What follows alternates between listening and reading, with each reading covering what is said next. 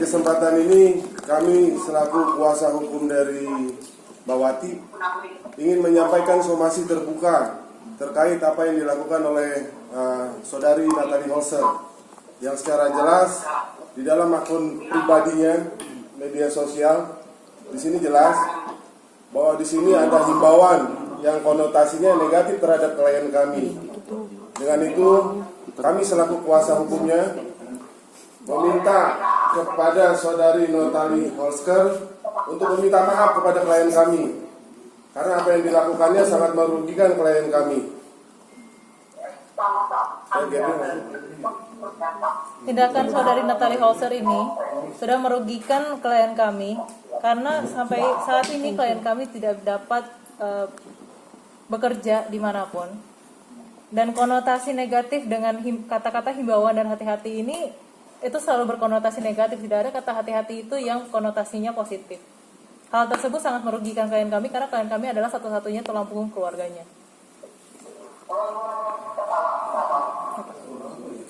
Situasinya saat ini klien kami pulang ke kampung karena sulit mencari pekerjaan. Jadi dia sambil mengistirahatkan keadaannya karena udah berapa kali mencoba mencari pekerjaan sulit. Ini dia nih, lagi di kampung. Wati? Ya, diputar Pak. Mungkin ke kiri sana. Video call. Ada yang mau disampaikan Wati?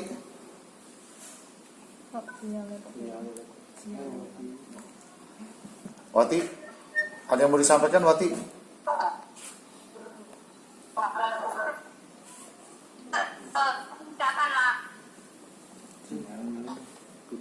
Ya, kan sekarang saya lagi di kampung, istirahat dulu, nenangin badan dulu, nenangin pikiran dulu.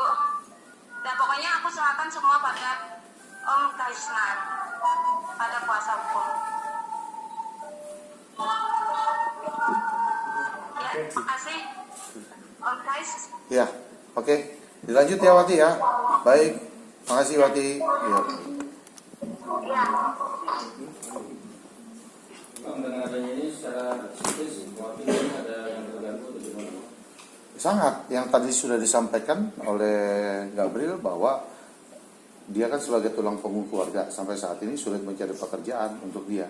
Jadi kita masih membuka ruang dialog untuk kan melakukan klarifikasi dari Natalie kepada klien kami dan meminta maaf kepada klien kami. Tapi kalau itu dalam 3x24 jam tidak ditempuh, maka kita akan melakukan langkah-langkah. Mungkin saya mau menjawab bahwa saudari Wati ini kan kalau kita tahu sama tahu dalam perjalanan proses persidangan perceraian antara Natalie dengan saudara Sule, saudari Wati ini bersaksi di persidangannya. Jadi bagaimana bisa dikatakan Wati itu menyebar aib sedangkan dia membantu dalam persidangannya? Silakan mungkin rekan-rekan dan masyarakat umum bisa ambil kesimpulan dari cerita itu bahwa Wati memberi kesaksian dalam persidangan perceraian dari saudari Natalie Holzer dan Sule. Jadi tidak ada ungkapan atau apapun rahasia yang diungkap selain di persidangan itu. Karena Wati banyak tahu rahasia dan dia tidak ungkap semua rahasianya gitu. Jadi kesimpulannya apa yang dituduhkan dalam postingan IG ini tidak benar. Kemarin pun juga kan ketika dia melakukan klarifikasi terhadap somasi yang dilayangkan secara terbuka oleh Natalie, dia minta video apa sih yang dia bilang bahwa dia membuka aib. Kasih dong. Kita juga nggak ada perkataan-perkataan dari Wati yang mengatakan dia membuka aibnya daripada Natalie itu seperti apa, nggak ada. Artinya tidak ada postingan, Bang? Nggak ada. Apakah Wati juga sempat komunikasi dengan Sule karena kan terkaitan dua orang, Natalie dan Sule itu? Nggak ada. Justru ketika Wati mencurahkan isi hatinya, dia bikin statusnya dia di WA kemarin, nggak ada menyinggung siapapun. Tiba-tiba dia mendapatkan WA dari Natalie yang isinya kan bahwa begini. Padahal sama sekali di dalam statusnya itu juga dia tidak pernah mengatakan atau membuka aibnya seperti yang diutarakan gitu, nggak ada. Oke, ketika aib ini bergulir gitu, Bang, Sule tentu juga mendengar gitu. Ada komunikasi Wati dengan Sule ketika Mas Rai? Saya belum tanyakan itu. Coba nanti saya tanyakan. Bang, berarti udah berapa lama Wati tidak bekerja, Bang? Wati udah persisnya berapa lamanya saya juga belum tanyakan. Nanti saya tanyakan. Apakah setelah putusan itu? Dia cuma bilang kan ada sempat dia mau lamar kerja. Wati bilang dia mau ngelamar kerja, orangnya tadinya sudah mau terima, tiba-tiba ditelepon, kan apa bunyi teleponnya juga Wati nggak tahu isinya. Terus orang itu bilang ke Wati, mohon maaf Mbak Wati, saya nggak jadi terima Mbak Wati itu. Artinya peluang Wati untuk cari kerja semakin sulit, Bang. Ya saat ini seperti itu kondisinya. Bang, awal status yang katanya kata Mbak Wati itu unek-unek, sebenarnya unek-unek apa sih Bang, dan apa sih yang jadi apa ya, mungkin Natali sendiri ngerasa tersinggung. Dia kan disudutkan seolah-olah dia membuka aib, padahal dia tidak buka aib. Kan dia bilang sama saya, Bang, kalau saya mau buka aibnya, arti perjalanannya bagaimana, saya tuh 24 jam melekat. Tapi kan sudah disampaikan oleh saudara Supri tadi, bahwa di kesaksiannya pengadilannya pun juga dia membantu Natali, tidak sama sekali menyudutkan Natali dalam kesaksian di pengadilan, ya, itu yang disampaikan. Justru mendukung Natali. Jadi itu unek-unek itu sebenarnya unek-unek untuk siapa Bang? Unek-uneknya untuk siapa saya juga belum tanyakan itu sih. Cuma dia bilang isi curahan hati aja, dia sampaikan melalui statusnya dia di WA, ya kan unek-uneknya dia cuma bilang gitu sih sampai gitu. Saya pernah tanya apa yang banyak Wati ketahui, ya kan, tentang adanya ya mungkin dugaan-dugaan, ya kan, sisi lain atau dan sebagainya. Dia cuma bilang saya banyak tahu, saya dengan Natali melekat 24 jam. Cuman untuk apalah katanya, saya juga nggak perlu juga untuk cerita-cerita ke orang, cuma gitu doang. Berarti itu berkarakter ya Bang, kalau Natali menuduh Wati menyebarkan memberitakan kalau Natali selingkuh dengan pria lain sebelum cerai, maksudnya berarti bohong dan berubah karakter menurut Abang atau gimana Bang? Ya makanya kita pengen tahu, makanya minta buktinya, minta apa yang dimaksud dengan artiannya Wati itu menjelek-jelekan atau menyebarkan aib yang di mana. Wati kemarin coba sampaikan ke saya di apa sih ya kan di YouTube apa, ini lubang isinya. Coba Abang pelajarin, coba Abang lihat kalimat-kalimat saya. Apa ada di sini yang dikatakan saya membuka aib? Saya lihat dari konten YouTube-nya kemarin yang dikasih oleh Wati, nggak ada di situ. Makanya saya juga bingung.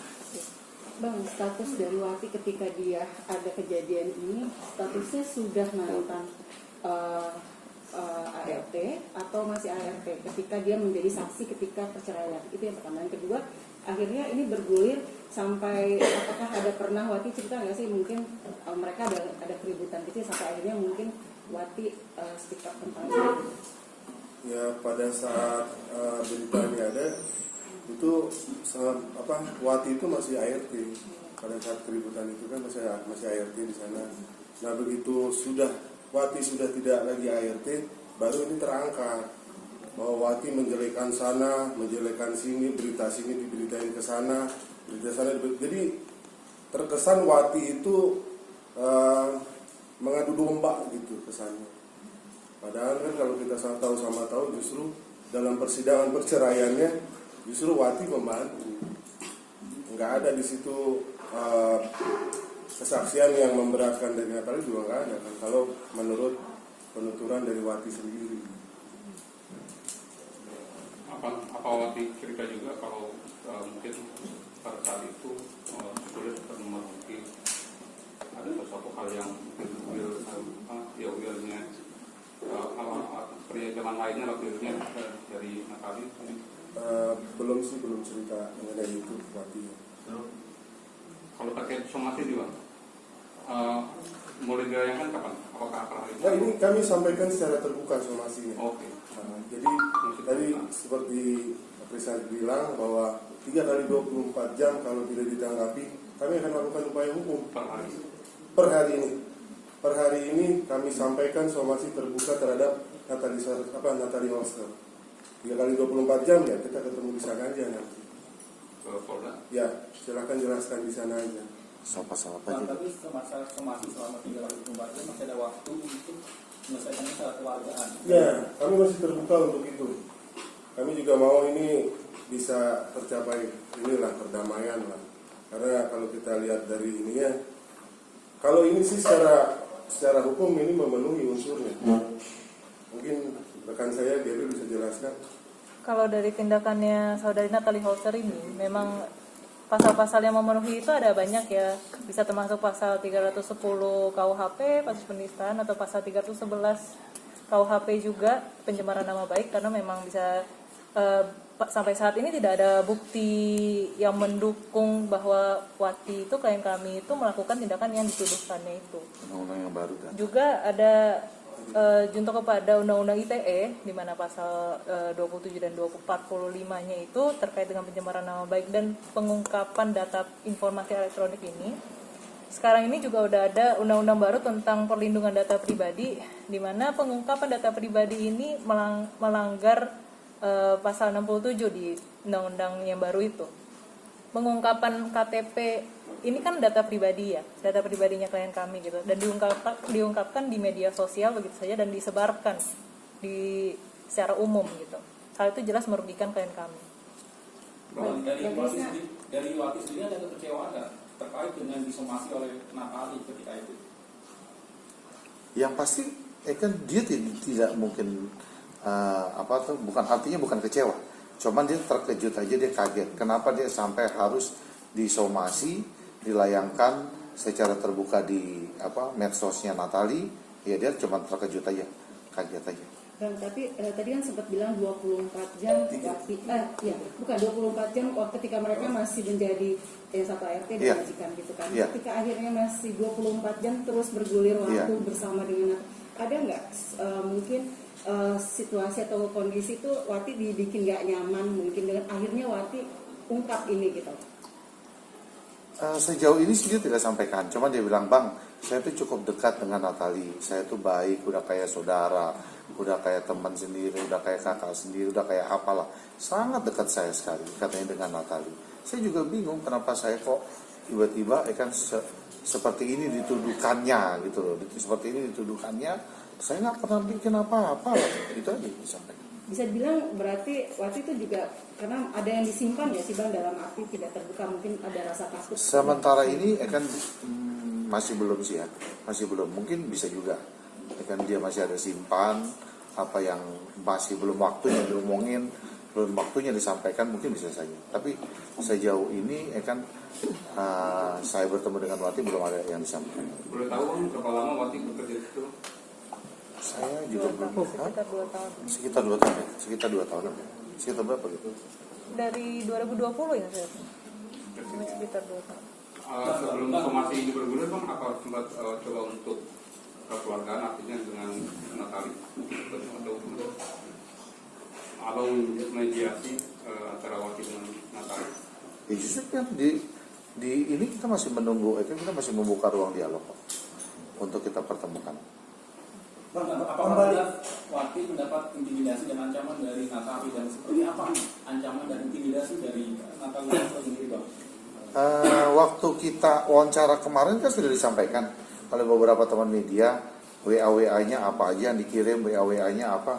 Saya juga coba sih. Tapi sih disimpan Wati deh kayaknya kemarin tuh. Saya belum minta. Dan ketika itu Natalie sempat menyinggung masalah Paris. Wati tahu tentang hal itu? Wah, saya tanya Pak, saya pernah tanya, itu siapa? Wati bilang, oh itu apa sih Bang? Iya, teman sekolah, dulu teman sekolahnya mantan pacarnya. Ketika itu, yang itu aja yang Wati tahu, cuma itu. Berarti ada juga Paris selingkuh dengan Natalie, Bang? Nggak tahu juga, saya nggak tanya itu.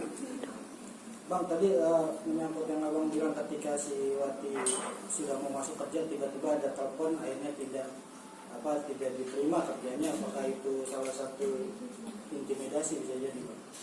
Maksudnya ya memotong rezeki dia. Oke. Ya kalau itu sih sudah pasti bahwa efek dari apa yang dilakukan oleh saudari Natalie ini, Wati ini susah cari kerja sekarang.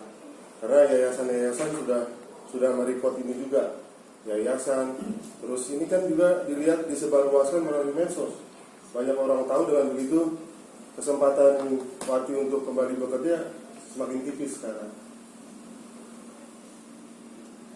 total, maksudnya kerugian yang dialami Wati tidak hanya Materi dari material ini. Bang, isi ancaman Natali buat Wati apa ya Bang di chat WA-nya? Di chat WA-nya saya sih nanti saya mintakan naikkan, saya belum dapat. Cuma kemarin sempat dibacakan, cuma saya lupa.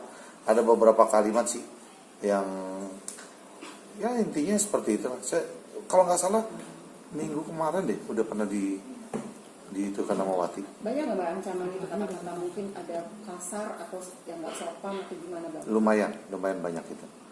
Bang, kalau misalnya Wati tidak terbukti bersalah, apakah Wati bisa kembali bekerja atau memang tetap seperti kondisi sekarang? Kan tujuan klien kami melakukan ini itu kan memang tujuannya ya supaya klien kami bisa kembali bekerja, klien kami bisa kembali mendapatkan nafkah untuk keluarganya. Memang itu adalah tujuan utama dari klien kami. Klien kami tidak ada niatan atau keinginan menjatuhkan orang lain. Posisinya klien kami saat ini adalah mendapat somasi terbuka dari saudari Natali Holzer, tapi somasi terbuka itu tidak dilayangkan dengan bukti-bukti yang cukup. Kita pun ini adalah bentuk klien kami untuk melindungi dirinya dan untuk mencoba membenarkan namanya lah ya, supaya dapat kembali bekerja. Itulah tujuan dan keinginan utama dari klien kami itu. Memang tidak ada tujuan atau niatan untuk menjatuhkan orang lain ya. Tujuannya memang hanya untuk dapat kembali bekerja. Mungkin ada kemungkinan nggak Pak, langkah yang diambil Natalinya dalam bentuk pencegahan dari saudara Wati untuk tidak bersuara lebih jauh lagi, langsung mengungkap. Ya kalau kita lihat peristiwa dari satu kesatunya, ya sepertinya sih begitu. Jangan sampai Wati ini mengungkap semua yang tidak diungkap. Tadi saya bilang bahwa dia kan ikut pernah membantu dalam pengadilan, dia pernah melekat 24 jam. Otomatis Wati ini banyak tahu lah mengenai Natali. Artinya Natali ini coba mencegah gitu? Ya mencegah itu sebenarnya, bahwa dia jangan sampai ungkap semua apa yang dia ketahui lah gitu. Upaya tutup mulut. Ya kurang lebih begitu. Bang, ada kemungkinan nggak tim kuasa hukum Wati akan bertemu tim kuasa hukum Natali untuk menyelesaikan ini mediasi seperti itu? Nggak menutup kemungkinan. Kan oke-oke aja buat kita. Makanya kan kita bilang kita masih membuka ruang dialog untuk dilakukan mediasi. Oke. Ya. Mungkin ada pesan terakhirnya Pak. Sampaikan pesan terakhir. Nggak apa-apa. Udah kabel aja.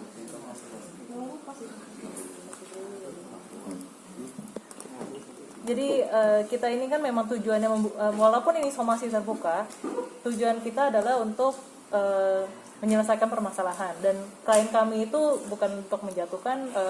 Kalau bisa diselesaikan damai juga silakan saja. Makanya kita membuka waktu ruang dialog berdiskusi 3-24 jam sebelum kita mengambil langkah hukum ini. Sekian. Oke.